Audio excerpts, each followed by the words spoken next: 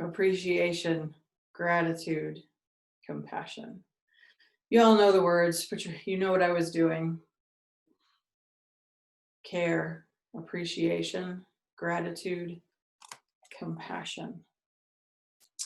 So this week was Passover, and a gentleman named Yaakov Cohen wrote, Passover commemorates the deliverance of a people from slavery and affirms that liberty is the right of every human being.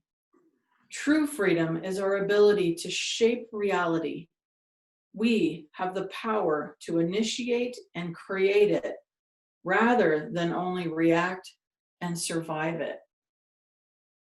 So this week, as you know, has been Holy Week. It's the Holy Week. In pagan tradition, it is the honoring of the goddess Oestra and the celebration of spring and snow and spring and fertility. In the Jewish tradition, it is the week of Passover, and it is the week when Christianity honors the death of and celebrates the resurrection of Jesus. And so I took Passover to this year in our working together, and as I was contemplating this thing called Passover, this ancient tradition of remembering lives of slavery and remembering to be grateful for freedom to be and to express. And it dawned on me that we don't have any idea what it would be like to be without our basic freedom. We live in a land of the fortunate, and most of us have memories as children of being told that we could grow up and we could be anything that we were willing to work for and be. And then I remembered an interview that I listened to a couple of years ago with Terry Gross on NPR and a gentleman named Jonathan Four, who he was talking about how he had fallen away from the religion of Judaism, he said, as a young person. But he still participated in family events like a Seder. And he said he wasn't really all that interested in it for the most part. And then one year he had fallen in love. And you know how love changes things in our lives for us. And he was having Passover with his new grandfather-in-law, and he said they were reading the words about slavery. His grandfather, he was reading these words about slavery, and that he stopped in the middle, and he looked down at the tattoo on his arm, and he said, "I have been a slave." And he said that Jonathan said that it changed his relationship with his spiritual path and with Judaism and with his whole history. And he began to look at his faith in a completely different way. And I thought, so there's been this cycle of slavery to freedom and back, and slavery to freedom sort of in the history of the Hebrew people. And it is such an intense metaphor for us who have so much freedom and yet remain so enslaved in our minds to this idea of separation. We are locked in to the idea that we are separate from God and separate from each other. And then it dawned on me as I was continuing to contemplate this. You know, I was thinking about the Last Supper, the final Passover meal celebrated by the master teacher Jesus, that when he stepped out of what was the norm of society then, and he knelt down to wash the feet of his disciples, that he wasn't just modeling compassion, he wasn't just modeling servant leadership, he was modeling the very idea that until we all understand that none of us is above or below, we will continue to be enslaved in our separation from spirit. Our belief that any human is above or below any other human because of race or gender or any other kind of construct that we have created, our action or lack of action about that supports the idea that not all human beings are free, and that demonstrates in a continued belief in separation and a continued experience of separation. And I don't think that we can heal ourselves. I don't think we can take the next step in that upward spiral of freedom and becoming that we are all on until we can know that we all take the step together. It's time. It is time in our evolution as human beings to take the step together, to understand that our oneness requires that we understand oneness for all, that you and you and you are one with you and you and you and I and with God. And until we really know that, we will continue to experience something other than that. And I started thinking on that day, I always feel like there's going to be this like light switch moment, and maybe it's not really how things really happen as we evolve. There always has to be difficulty in evolution. I don't know why we choose that. But on that day, I like to think that there's this light switch that goes on, and somehow we all get it. We all just get it. And I think that is the day. That is the day that the angel of darkness not only passes over, but lifts off this planet once and for all. And that is the day. That is the day when love will pour out on the earth and out of our hearts like water, and we will be transformed by the renewing of our own minds. Bell Hooks said it very succinctly when she said, all awakening to love is spiritual awakening. And then we find ourselves in this very interesting time of stay home, where some of us feel trapped by that and locked in by that, and some of us feel quieted, and most of us kind of go back and forth between those two things. Some moments it's okay and it feels peaceful and nice, and other moments it's like, could I just go to the grocery store? And it brought me to 2 or 3 questions for you today. I thought, well, first of all, what in my life, what in your life, what in our lives before Corona had us feeling stuck or trapped? Where in our life could we experience and express more freedom that would allow for others to experience and express more freedom as well? And if you knew that you could come out of this thing called Corona free of that thing that was holding you back, what would your life look like and feel like without it? And are you willing to let it go? What would pass from you that no longer serves the divine, which wants to express through you? And so I picked up, I have this service book that I was gifted from the Reconstructionist. It's called the Reconstructionist Jewish Service Book that I was given when I was visiting with the previous rabbi in Fort Collins. And there's this little bit written about the Exodus. It goes like this: what is a new song?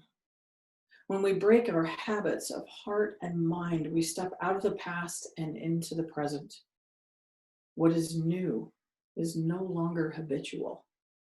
What is new is what arises out of the moment. What is your moment in this day?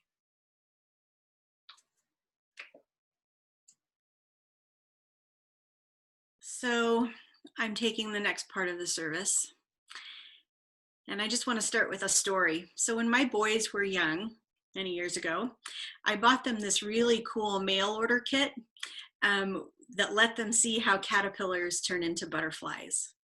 And it came with about a dozen caterpillars and everything that they need in order to spin their cocoons and get ready to turn themselves into butterflies. It also came with this beautifully decorated box that had sides that were made out of cellophane so that we could watch and really see the whole process as it was happening. It was really cool. And we had just a ton of fun, and I really learned a lot because I don't know about you, but I had learned a little bit about this process when I was a kid in school, but I never really got it. And so this really showed me. I'm a visual learner, so it really helped me learn more about it. But I don't know, do you understand how all this works? I mean, it's really a cool process. I don't know, maybe you studied it in school and really got it better than I did, or maybe, when your kids were young, if you have kids, you read them Eric Carle's book called The Very Hungry Caterpillar. Well, if you have read The Very Hungry Caterpillar, then you know that first the caterpillar eats and eats and eats. And next, as Carl writes, he built a small house called a cocoon around himself. He stayed inside for more than 2 weeks. Can you relate to that? Sounds a lot like us right now, doesn't it? Well, after that 2 weeks, the caterpillar bursts out of its cocoon in the form of a beautiful butterfly. Now, you might think that the important part of this story is the result, is that it comes out as a beautiful butterfly.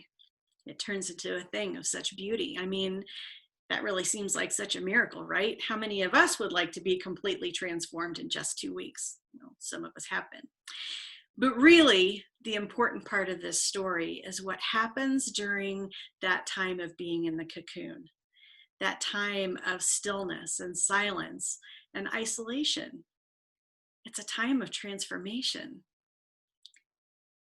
Caterpillars spend this time in the cocoon releasing enzymes that dissolve most of their body parts and turns it into what I read is called a protein-rich mush. Now, I call this being in the time of the goo. Well, we're in a time of the goo right now, aren't we? Life has suddenly taken an unexpected turn in what seems like a snap of our fingers. Life no longer looks like it did just a few weeks ago, and we find ourselves sometimes feeling like a ship lost at sea by just how unrecognizable our days are. Maybe we're feeling isolated and separate.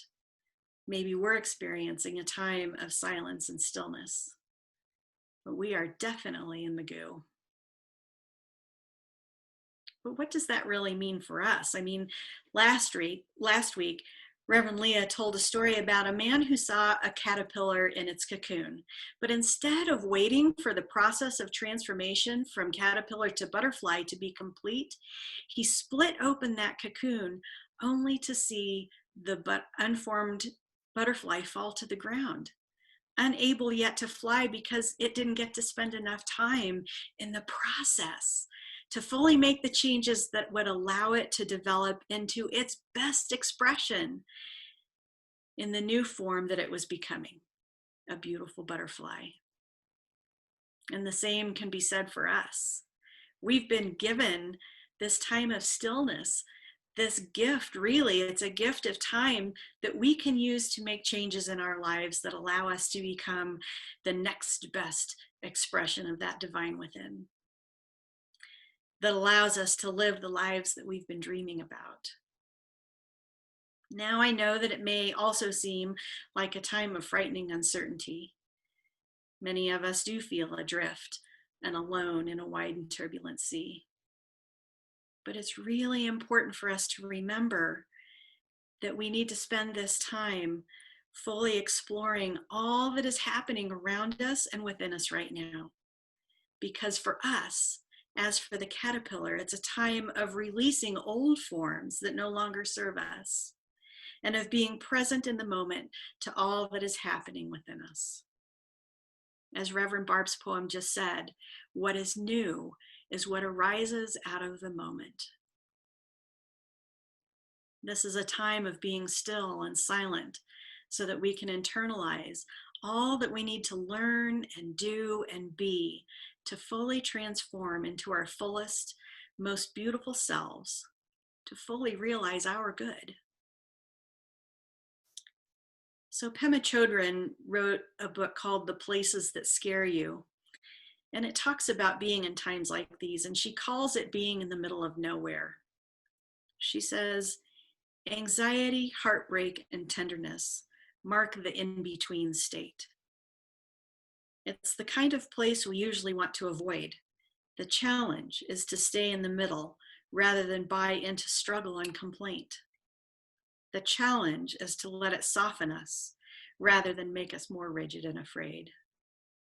Becoming intimate with that queasy feeling of being in the middle of nowhere only makes our hearts more tender. And when we're brave enough to stay in the middle, compassion arises spontaneously. By not knowing, not hoping to know, and not acting like we know what's happening, we begin to access our inner strength.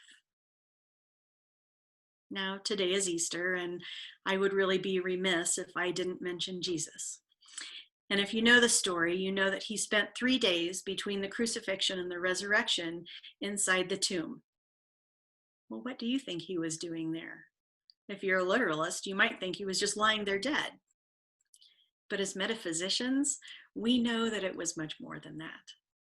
We know that he was transforming from being the human Jesus of Nazareth into Jesus the Christ, a spiritual being the likes of which the world had never seen before. He was transforming his consciousness from being of the world to being a Christ presence in the world. He was in his cocoon. He was deep in the goo. Well, like caterpillars and like Jesus, this can be a time of transformation for us. We can use this time in the goo in order to fully realize and embody our good. Being in the goo is being in the middle of nowhere, as Pema Chodron calls it. But as she says, it is here that we find our tender heart, our compassion, and our inner strength. It's here that we fully transform into our most beautiful selves and grow wings to fly into our highest expression of life. Ernest Holmes wrote that when you become confused, stop and listen to your inner calm. Turn from the confusion to that deep something within. Say to yourself, I am submerged in peace. I am surrounded by peace. I am immersed in peace. There is nothing but peace. Peace. Deep, calm, undisturbed. So this week, when you feel like you're in the middle of nowhere, when you're in the goo, remember that peace is your divine birthright because you are a beloved child of the divine. Use this time in the cocoon of your home, the cocoon of your consciousness, and let the goo work its magic. Use this time in the goo so that you may be transformed, that your life may be transformed, and you may fully realize your good.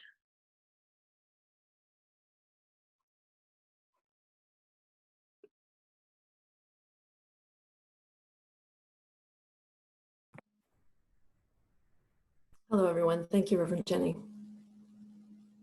So millions of Christians today are celebrating the miracle of Jesus' resurrection. But for us, it has a much deeper meaning, as Jenny was alluding to. So I'm going to talk about the resurrection, but first I need to talk about the crucifixion. The crucifixion of Jesus, we've all seen that. We've been into churches, we see the Jesus on the cross, not such a great image of Jesus. We've all seen that. And that really represents the suffering of humanity. That is what that shows us, is the suffering of us.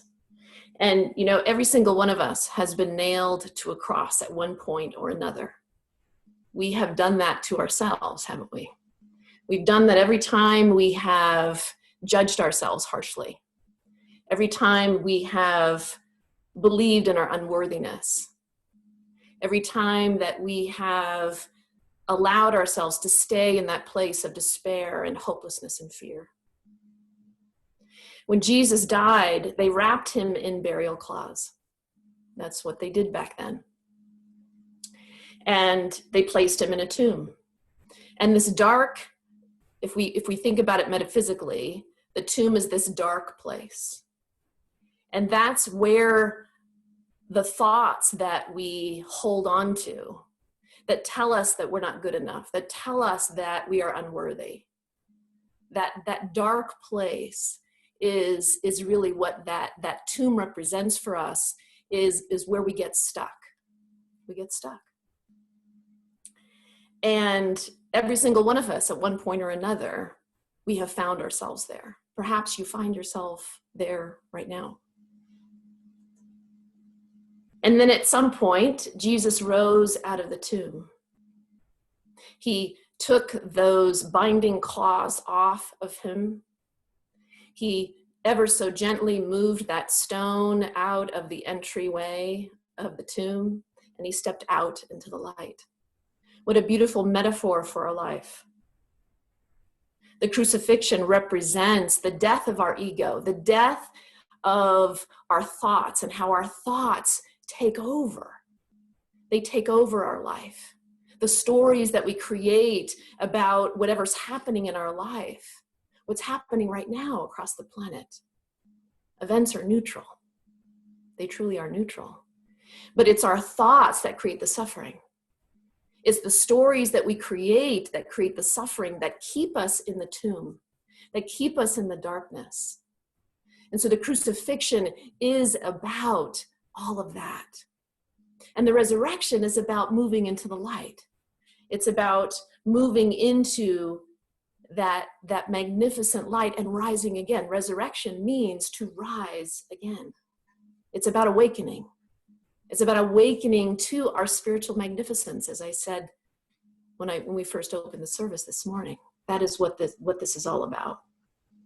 And so as we face challenges in our life, it's important to look at, what are we shedding? What are the binding claws that are so tightly surrounding us? What are we willing to let go of and shed and let go of those claws, so that we too can walk out of the darkness and into the light? We can unbind ourselves if we choose. If we choose. And so I ask you, what is trying to come forth through your life right now? What is it that right now, wherever you are at on this planet, and whatever it is that you're experiencing, what are you feeling within yourself that needs to be shed right now? And so I invite you to roll away your own stones, to roll away the stone of the belief that you must experience lack and limitation in your life, to roll away the stone of the belief in the necessity of illness, to roll away the stone that says that you're not smart enough, you're not talented enough, you're not healthy enough, young enough, good enough. To roll away the stone which says that you'll never find that perfect partner. To roll away the stone of fear regarding humanity and all that we are experiencing right now. To roll away the stone. So I want you right now to close your eyes wherever you are at, and to bring to mind something that you know you are ready to shed. You are ready to let go of. What is that stone for you that you want to just push aside, move aside? So bring to mind for you that very thing that is dying within you, so that something new can be born. So just bringing that awareness within your heart right now, and choosing right now to release that, to take those binding claws off, and to move into the light. And so right now, imagine you are in that tomb. You are surrounded by that darkness, and see yourself walking up to the stone. And although it is large, you are able to move it with ease and grace out of the way. See yourself stepping out into that light, into that renewed consciousness, and you are born free. Feel that within your being. Feel the expansiveness that is there. Really feel that. For that is who you are. That is the truth of your very being.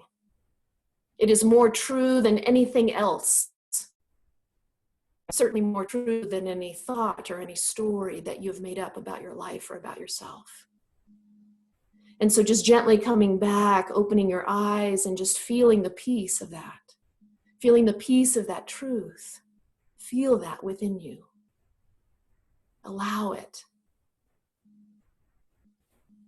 And so I just invite you as you go on into the week to remember this, to remember the messages of this day, to know that this day, although it is snowy out in Colorado, there is light.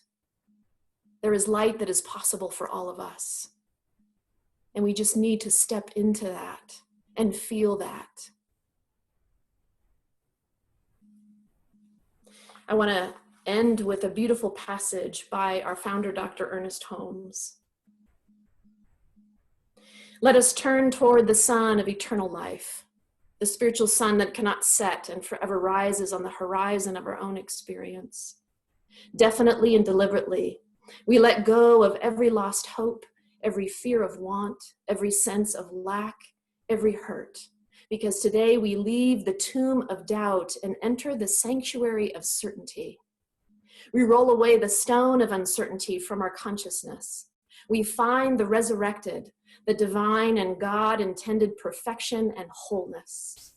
We let go of every belief that we are lost or forlorn, because we know that the doorway from the tomb leads us away from all morbid thought. We are standing forevermore in the glory of an everlasting protection of the one presence.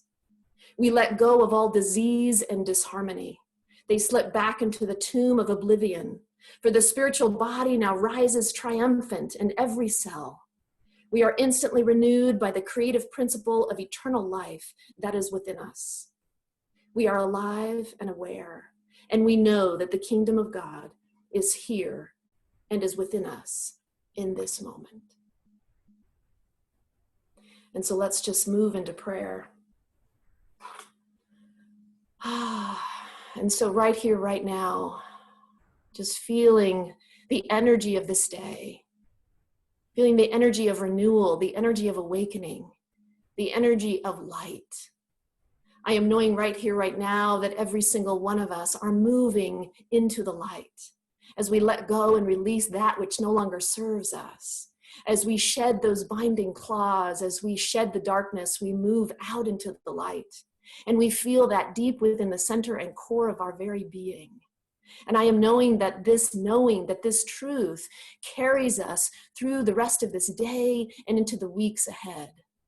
I am knowing that there is nothing that God cannot support us through, nothing that God cannot guide us through, nothing that we cannot overcome. For that light is with us. That light shines brightly within us, around us, and for us in every single moment. And so I know that this light blesses us, holds us, unites us all. And so it is.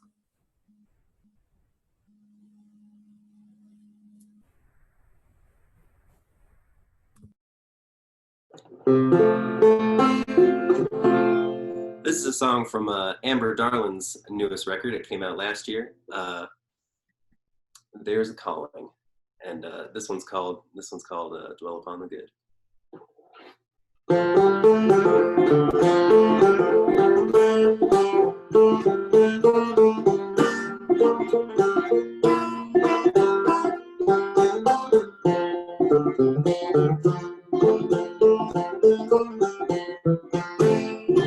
Today and every day I wanna dwell upon the good. Today and every day I wanna dwell upon the light. Today and every day I wanna dwell upon the peace. Today I'm finding gratitude for all that's right. What we dwell upon, we become. What we dwell upon, we become. What we dwell upon, we become. So let's dwell upon the good.